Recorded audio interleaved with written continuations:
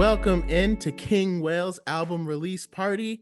I am here with my best friend, Mr. Ty Dilla. Please introduce yourself to the people. Please, please, please. Ty Dilla was my father. You can just call me Ty. I can just call you Ty. I think that'll work. So this is King Whale's album release party. Basically, Ty and I are one of those people that grew up on music. I could tell you what I was going through based upon the song I was listening to. Mm-hmm. And we used to spend hours, right? If not hours at least, just talking about favorite albums, favorite songs that came out, stuff like that. We would see each other every day, and every day we always had something new to say when it came to talking about music. And Our conversation, we wouldn't shut up. We would be talking for hours on end. Nope. People would get annoyed if they didn't know what we were talking about. Mm-hmm. And so, I'm kind of surprised that I'm just now thinking about doing this with you, especially. But there's no time like the present. No time. Hey, the best time to start a podcast was 20 years ago. The second best time is today. It's today. Exactly. And 20 years ago, we were 6. Yeah. Okay. Still listening to music. 6-year-old Ty had other stuff going on. Yeah, there was a lot. I mean, I was very introspective back then, but I think now is probably the best time for me, as a person, emotionally, spiritually speaking. So, So basically, our goal of this podcast, we're going to take albums that we've both either enjoyed listening to or even some that we didn't enjoy listening to so much. We're trying to make it a weekly thing and just talk about music, talk about albums, talk about the features on there, some of the production, what the artist was trying to get across in his message. A lot of it will probably be the newer albums and newer music that's come out, but we also might take it back, like Coloring Book by Chance the Rapper is an album that came out when we graduated high school, and I feel like that's one that almost changed the trajectory of our lives. That was such a pivotal impact. Because of the internet by Childish Gambino, Take Care that came out when we were just entering high school. I mean, it's amazing how these projects, they grow up with you. They become a part of your childhood. Absolutely. And then your perspective of it shifts over time. Exactly. It'll hit you one way when it first came out, but then looking back at it 10 years later, you have a whole new perspective because your life has changed. Exactly. I mean, when did you get Ology by Gallant?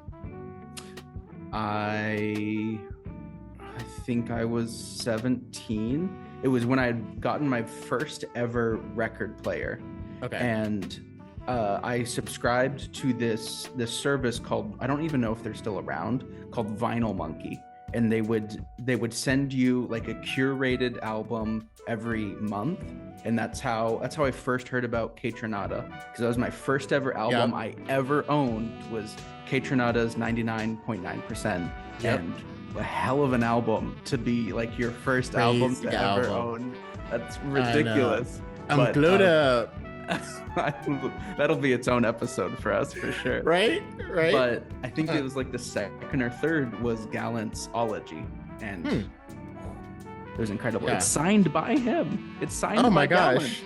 Man! See, and we could base a whole podcast based upon the album that we get each month. So maybe we'll sign up for a service like that, and that'll be pretty cool. But for today, what we are talking about to kick off this podcast is a very special album that just recently dropped, that I recently got a chance to finish, and that is Michael by Killer Mike. The album recently won a Grammy for Best Rap Album, and it got a couple of other nods. I think Scientists and Engineers, didn't it get Best Rap Song Duo? Oh, Best Rap Song? Okay. Okay. Very well deserved win. I mean, as far as hip hop goes, there was a lot that came out in 2023, but I can't think of an album that I'm saying this was close. I feel like after listening to Michael, I'm it deserved it. I had not really been paying attention much to the Grammys, and so I had not really even seen who was up for the nominations until I had heard that Killer Mike's album had won. And I had seen it because I always had a passing respect for Killer Mike just because I listened and I love Run the Jewels so much. Yeah. But I've never spent any time to actually listen to his solo projects, and so to hear Michael as like my first, it makes me feel like I've got a lot of catching up to do now. Yeah, because I'm trying to think of who dropped. And if you know me, you know that I absolutely love Lupe Fiasco. So every time I'm waiting to see what he got nominated for in the Grammys, but he didn't do anything in 2023. So that immediately has Lupe won a Grammy? Yes, he won his first Grammy for Daydreamin' by Jill Scott. Oh, with him and Jill Scott, yeah. But since then, his albums have all been nominated for Best Rap Album every time they come out, except for that stopped in, I can't remember if Tetsuo and Youth was nominated, which is so crazy because that was his... Because that's like your favorite. Best album to me, like by and far his best album. But ever since then, he hasn't been... It's like ever since he went independent, it feels like he hasn't been nominated, which, I mean... Grammy snub. As soon as the guy goes independent, he doesn't get nominated for a Grammy. Interesting. Is that suggesting something? I don't really know. But anyway, you're suggesting something, right? But let's talk about Killer Mike's Michael. What made you like this album so much? I was sold the second I turned on Down by Law, and I got to hear CeeLo Green for the first time in like forever. I can't even think of how long. It's been a long time. He had passed out of my like consciousness. Like I forgot that he existed as a person until I heard him singing at the end. I was like, that guy sounds familiar for some reason. Wait, I know that guy. I know that guy. I'm not going crazy, right? Like I'm not crazy. I know that guy. No, but he killed it. I love the gospel influences on a lot of these tracks, like Shed Tears, absolutely loved. Some of the lyrics are like across the album feel very like personal and perhaps a little bit more introspective than what I'm used to from, say, Run the Jewels. So that was a really interesting side to hear from Killer Mike. Yeah, I think for me, I was impressed at how much I got to learn about Killer Mike just by listening to the album, because again, I've only known him for his features. I've never listened to an album by him. Even on Run the Jewels, they don't talk about their story. They they're flexing on the mic. It's a flex album.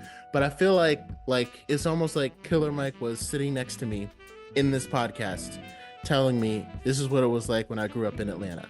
Especially that song, the one that was for all the substance abusers and the users and stuff, and how deeply he was talking to his aunt.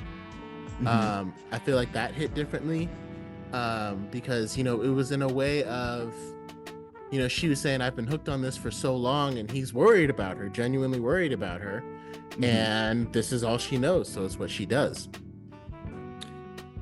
Absolutely. And I think I'm very curious for myself to go back and see how personal his solo projects are throughout. Like, is Michael a change for him and his style, or is this just kind of a refinement, or at the very least, a quality strong enough for the Grammys to deem it worthy of some kind of nomination or award? Because I believe this is his first time ever winning anything on the Grammys. You don't really think of him as winning many awards, but like, especially when an artist like dominates a lot of the nominations, you can really tell. Okay, so like here we are, like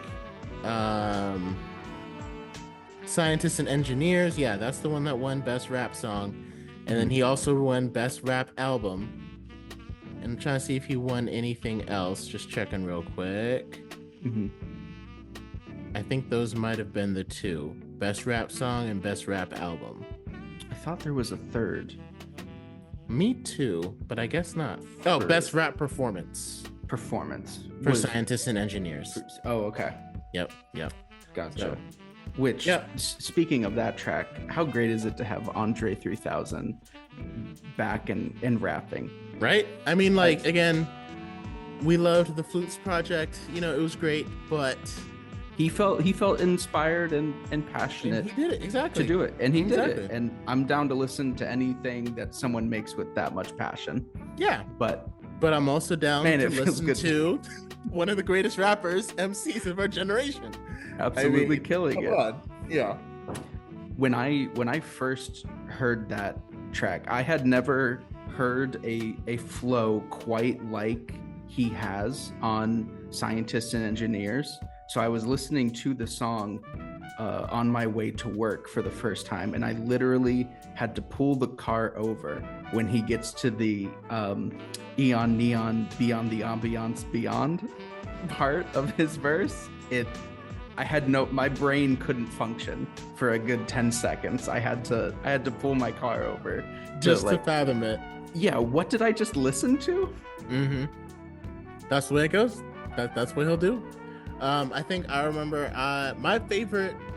I like that song, but I think I gotta say my favorite on the album might be Run, just because it just sticks with you. I think I had just finished my workout when I was listening to it, and so that was like, you know how sometimes when it's the last song that you've just recently heard, it like sticks with you, but like I just love it, and I feel like the message, like I understand it. I love Dave Chappelle's, opening at the beginning. Mm-hmm. And like Jenny told Forrest Gump, "Run, better run." Like, I got that reference, like a nice little pop culture reference he slid in there. I think for me, it's that track. Ooh, almost had a technical malfunction there. Whoops. It's that track and High and Holy with Ty Dolla $ign. High and Holy, yeah. Oh, that's a really good one. Is that your favorite with Ty Dolla $ign? Yeah, I thought I was gonna like over 2 days. I think I like it better than 2 days. Oh, okay. And I think that's just because the message beyond it really resonated. And then the Enrich song, I guess that's how you pronounce it, Enrich, with Black and Aaron Allen Kane. It's another one of those top. Those are my top 3. Oh, and Exit 9. Exit 9. Killer. That hook, that blast laid down. Yeah. I love his song Passionate, but it was just so smooth. As soon as I heard the instrumental playing, I was like, did he produce this, or did he work with the same producer from Passionate? Because it was like that same guitar melody with the piano synth, and that's probably the best hook I'd say on the entire album. Yeah Definitely. Okay, definitely. I think for me, as much as I really enjoyed Scientists and Engineers and how much praise it got, I absolutely loved 2 Days. I loved Down by Law, and then Shed Tears directly after. And then, of course, Don't Let the Devil with LP, because it felt just like another Run the Jewels track. Yeah, that was cool. As soon as I could hear him going, I was like, oh, yes. It feels, and like, I think the features are so strong on this album. I can't think of a single feature that I feel took anything back, that hindered it. In fact, everything feels like it really empowered the album. And I think that's something that, like, to me, rap albums, I think that's why I love features so much, because that's what rap albums are known for. And that's why I've always, like, most rap albums are just slew with features, because they've got other rappers, other singers coming on. It just kind of feels like the culture of collaboration. And like sometimes when an artist, like a lot of people didn't like Chance the Rapper's, not gonna say a lot of people, but Chance the Rapper's first album, The Big Day, compared to like Coloring Book, people say is like a huge difference. A lot of people weren't feeling it. And to me, the biggest difference I could tell between that album is I wasn't feeling the features on The Big Day as much as Coloring Book or even Acid Rap. Like, you know, Gambino laid down an iconic verse on Acid Rap. You know, Ty Dolla $ign's feature. Jay Electronica gave us one of the best guest verses of all time on Coloring Book. And then on The Big Day, you know, he was choosing to work with like lesser known artists and stuff like that. But like, I mean, like Megan Thee Stallion's feature on Handsome, I was not feeling it. I was not feeling most of the No, features. No, that one didn't do it for me. I don't really like that album, but I appreciate anything Megan Thee Stallion's on. Okay. Okay. But like I said, she wasn't the only one that I wasn't feeling. I feel like that's one of those albums where you could say, like, especially compared to Chance's previous work and all the collaborations he's done, the features didn't make it better. Didn't really help lift up the project. Like, I would have been fine if he took out pretty much every feature on the album. So for you personally, this is a coloring book quality level of features. Yes. When you like coloring book is very, very, very special to me. So when you said like coloring book level, I was like, but quality of features, because we know that's a top 5 for you of all time. Top 5, probably top 3 for me of all time. And okay. I've listened to a lot of albums. Mm-hmm. A lot of albums. And many. So, we have a lot of episodes to record. We do have a lot. Yes, it's going to be very fun. But yeah, so I think the features are up there as far as bringing this project together, and I think Killer Mike is just on a different level. And like I said, being able to understand his story, what he went through, how important to me, like he slipped in a lot of songs about his faith and how important that is, and relying on God. And there's a lot of stuff that I can personally resonate to, but I also think a lot of people that are from Atlanta or even just raised in a similar upbringing can understand. And even if you don't, you just enjoy hearing the story, which I think is the best part about this album.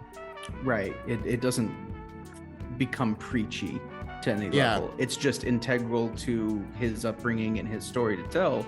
And his album proves that he is a quality storyteller. It is. And I really like the way, like, Will Smith did a guest verse on Joyner Lucas's Will. And the triplet style of rap, I mean, like, I call it triplet style because being a band kid, that's what I call it. But like da da da da da da da da, like that style has completely come during my generation after 2010, in the past 10-15 years. So like Will Smith, when he was coming up, he had never seen that style of rap before at all. And he had long been out of the rap game when that style came back. So when he got on that track and adapted to this whole new style, that's like, it was like a singer singing in a key that they've never sung before. I don't even know how to explain it. It's like a band player picking up a different instrument and just nailing it. Like, it is such a different style. And Killer Mike, again, Atlanta, G-Funk, Crunk, Outkast, the new trap style of rap, of rapping, that flow hadn't been invented by the time they kind of like Run the Jewels is not a typical style that you see them using. And he effortlessly went back and forth between using that style and sticking to a more conventional, conventional flow. Even on trap songs, it felt like he would choose his flow based upon the message that he wanted to tell. And it was very impressive. Yeah. I think what impresses me is how maybe this is just from, our exposure growing up, but I don't think I realized how much pop has influenced rap today. And I don't mean that as any kind of diss, it's just how things change out. But this, for an album in 2023, felt like a rap album. It did. Not a pop rap album. I think that was a refreshing change of pace just for the timing of it. Right. And I agree, because I feel like, sometimes when Post Malone gets nominated for something or Drake gets nominated, like, people think they're a singer. I mean, people think that they're a rapper just because that's kind of how they came up. But like Post Malone, I think he's way more of a singer than he is a rapper. I haven't heard him rap a verse ever. And even Ty Dolla $ign, he rarely raps, but people consider him a rapper. But he's a singer. Ty Dolla $ign has a guitar more often than not in any of his tracks. Right. And it's like incredibly talented. Talented. I love his voice. But it's like, it feels different. People won't put them in other categories because they're like, oh no, he's a rapper. But it's like, but Post Malone is singing he is taking. I can play it on saxophone, which means it is a song, and he is singing. Right. But yeah, I think that's a good way to like kind of wrap it up and like finalize, our thoughts on Killer Mike's album. Like, it was a rap album, and it was phenomenal. Do you feel like we've been talking a lot of praise. Are there any low points? Are there any parts that you weren't vibing with? Anything like that? I think the only low point for me, I guess, like, so if we talk about features first, like, to me, like, we loved a lot of the features. Mm-hmm. To me, the weakest one, I hate to say it, but it's kind of got to be Young Thug on Run, which is weird because I say how much I love that song. You love that track so much, yeah. I know, but it's like, it felt like Young Thug had the chance to like come in and really lay something down. Mm-hmm. And it's like, it feels like his verse belonged on a completely different kind of song. Yeah. So it's like, I understand what you're saying, Young Thug, and I understand you're proud of, your riches and the chicks that you got and all that. But that doesn't seem like what Killer Mike is talking about.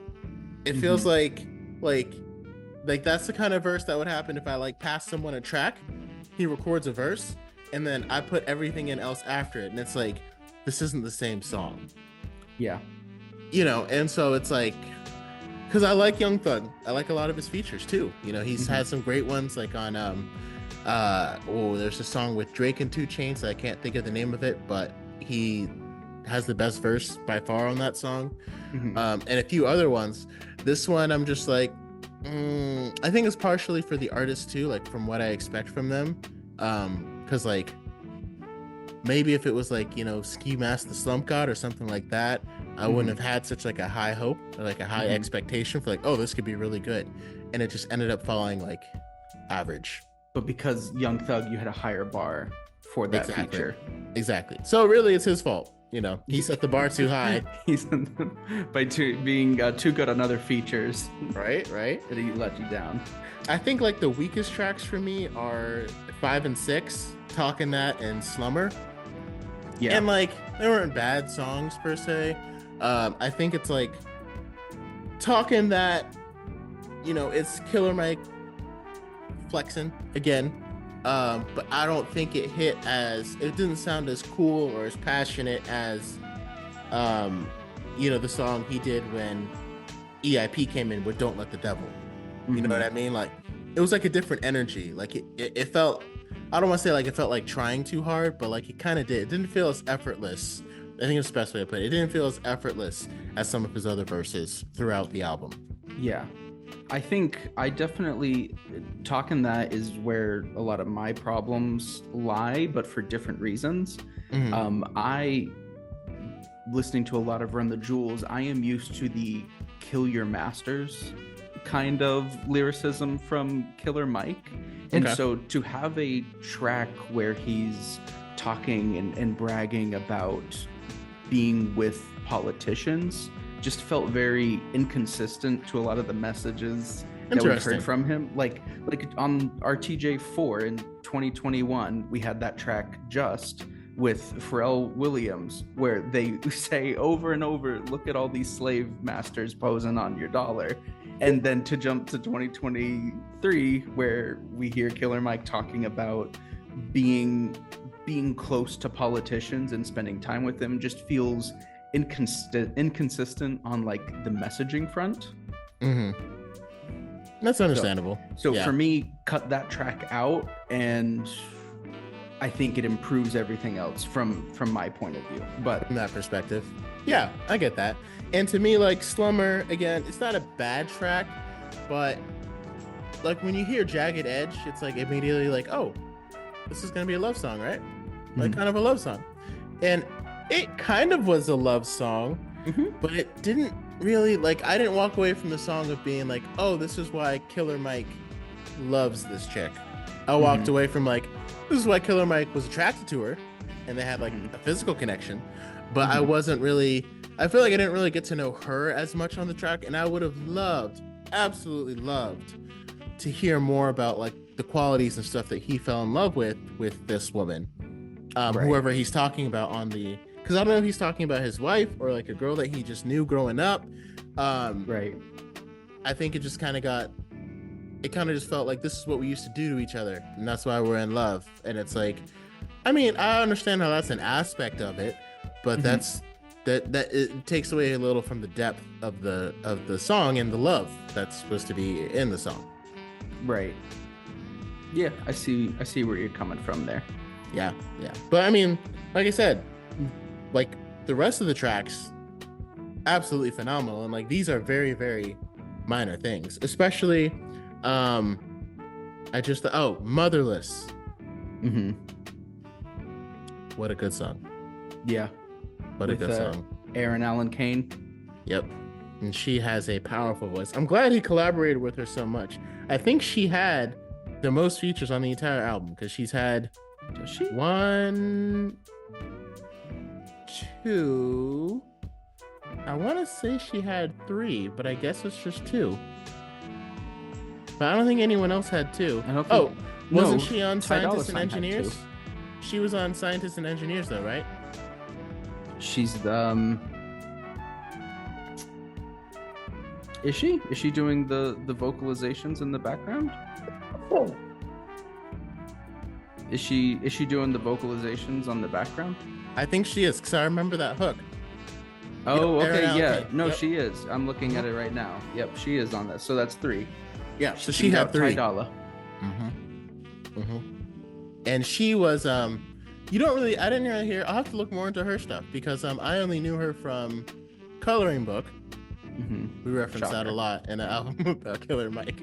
But I only knew her from the track with T-Pain. Yeah, this is secretly a Coloring Book review. Surprise! And so will everything you ever talk about be also a Coloring Book review. I feel like I can't be like, next week we're going to do an episode on Coloring Book, because they're going to be like, isn't every week an episode on Coloring Book based upon what you talk about all the time? I don't think we ever even need to talk about it. Probably, yeah. It'll just come up naturally. Yeah. So, yeah, I definitely think, and looking at all the other nominees for, best rap album, sometimes you feel like there's a snub or something like that. Killer Mike's album was not snubbed. I would not have been surprised if every single one of his songs won in every single one of the categories, because it was truly that great of an album, and it truly shone above the rest of the albums that were released. Yeah. No, I am very excited to go back and listen through his discography more. It's always been on my I need to list of just trying to go back and understand more roots, but man, am I excited to see it. Can't wait to listen to RAP music. Right?